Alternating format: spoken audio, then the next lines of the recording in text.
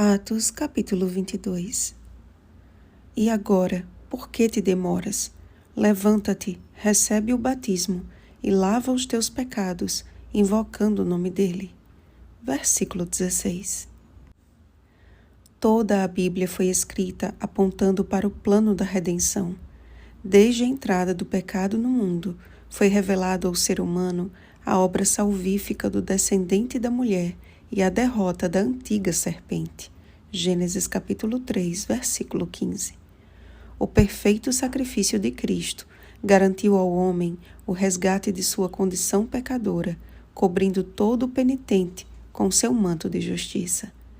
A Bíblia, porém, apresenta um único pecado como sendo imperdoável, uma verdade que saiu dos lábios do próprio Jesus quando afirmou: "Em verdade vos digo que tudo será perdoado aos filhos dos homens, os pecados e as blasfêmias que proferirem, mas aquele que blasfemar contra o Espírito Santo não tem perdão para sempre, visto que é réu de pecado eterno."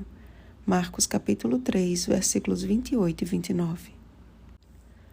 O pecado contra o Espírito Santo não se trata apenas de difamar o seu nome, mas de rejeitar a sua obra no coração a tal ponto de não mais ouvir a sua voz. A mulher de Ló, por exemplo, cometeu este pecado selando seu destino eterno. Em Gênesis 19, percebemos que, atendendo à intercessão de Abraão, 2 mensageiros celestiais foram enviados a fim de salvar Ló e sua família. Mas a escolha insensata de Ló em fixar residência em Sodoma lhe custou a perdição de toda a sua casa. Ao lermos a história, percebemos que Deus, em sua infinita bondade e misericórdia, fez de tudo para salvar aquela família. Mas o escárnio dos genros de Ló, a morte de sua esposa e o plano incestuoso de suas filhas são provas irrefutáveis de que, quando ultrapassamos os limites estabelecidos por Deus, a nossa queda pode ser fatal e irreversível. Paulo apelou às suas 3 origens: religiosa, cristã e de nascimento.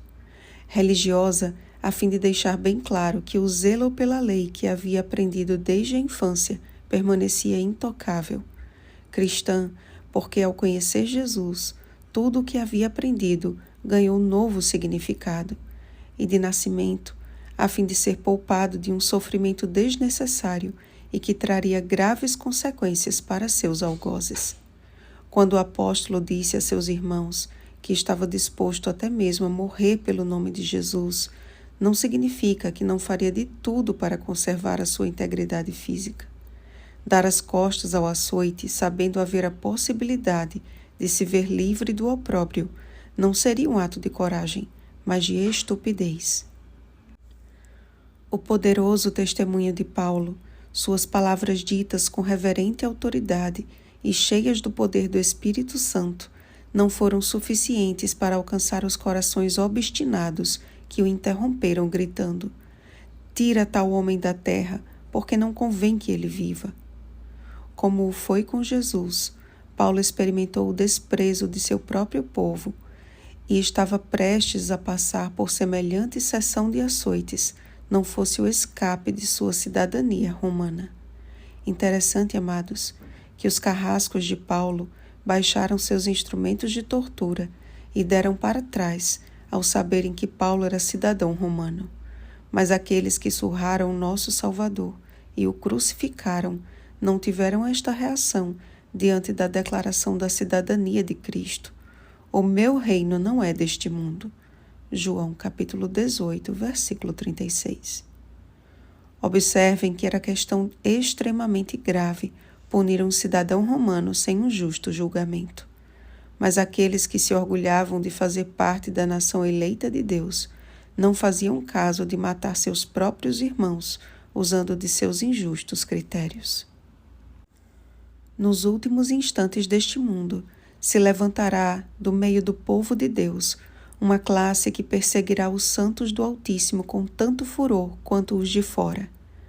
Ora, o Espírito afirma expressamente que nos últimos tempos alguns apostatarão da fé por obedecerem a espíritos enganadores e a ensinos de demônios. 1 Timóteo capítulo 4, versículo 1. Estes serão precisamente os piores inimigos do povo de Deus, conforme está escrito. Nesse tempo, muitos hão de se escandalizar, trair e odiar uns aos outros. Mateus capítulo 24, versículo 10. O pecado contra o Espírito Santo os tornará finalmente réus de pecado eterno. Sobre este tempo, revela a palavra profética. Ao aproximar-se a tempestade, uma classe numerosa, que tem professado fé na mensagem do terceiro anjo, mas não tem sido santificada pela obediência à verdade, abandona sua posição, passando para as fileiras do adversário. Unindo-se ao mundo e participando de seu espírito, chegaram a ver as coisas quase sob a mesma luz, e em vindo à prova, estão prontos a escolher o lado fácil, popular. Homens de talento e maneiras agradáveis, que se haviam já regozijado na verdade, empregam sua capacidade em enganar e transviar as almas. Tornam-se os piores inimigos de seus antigos irmãos. Quando os observadores do sábado forem levados perante os tribunais para responder por sua fé, estes apóstatas serão os mais ativos agentes de Satanás para representá-los falsamente e os acusar, e por meio de falsos boatos e insinuações, incitar os governantes contra eles. Ellen G. White, O Grande Conflito, página 608. O álibi da cidadania usado por Paulo não valerá de nada quando o mundo for agitado pela última tempestade. Pelo contrário, ao declararmos a nossa cidadania celestial e a firme esperança de que muito em breve, de um sábado a outro, Isaías capítulo 66, versículo 23, estaremos adorando ao Senhor pelos séculos eternos, despertaremos a derradeira fúria de Satanás e seus agentes que tentarão destruir a nossa fé. Portanto, amados, hoje, agora, é tempo de buscarmos ao Senhor enquanto podemos achá-lo e invocá-lo enquanto ainda está perto. Isaías capítulo 55, versículo 6. Logo, o Espírito Santo encerrará a sua obra, e somente os que suspiram e gemem por causa de todas as abominações que se cometem na terra, Ezequiel capítulo 9, versículo 4, receberão o selo que lhes abrirá os portais eternos. Então, por que te demoras? Levanta-te, recebe o batismo e lava os teus pecados, invocando o nome de Jesus. E se você já é batizado, renove o seu compromisso com Cristo e, dia após dia, clame pelo poder do Espírito Santo a fim de fazer a vontade de Deus. Como alguém que necessita desta mesma obra salvífica diária, eu imploro, não perca mais tempo. Pode ser a sua última chance. Oremos, amados. Pai de amor, bondade e misericórdia, graças te damos porque mesmo em meio a situações de injustiça, o teu Espírito nos concede a sabedoria no momento em que mais precisamos. O Senhor nos chama a proclamar a tua verdade a todos, ainda que a maioria o rejeite. A obra é tua e nós somos teus. Que se faça a tua vontade em nós e por meio de nós.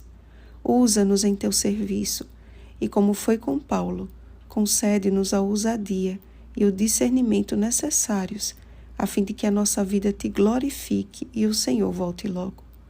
Queremos ir para casa, Senhor. Volta logo. Em nome de Jesus. Amém. Vigiemos e oremos. Bom dia, cidadãos do Reino dos Céus. Oremos pelo batismo do Espírito Santo. Oremos uns pelos outros. Rosana Garcia Barros.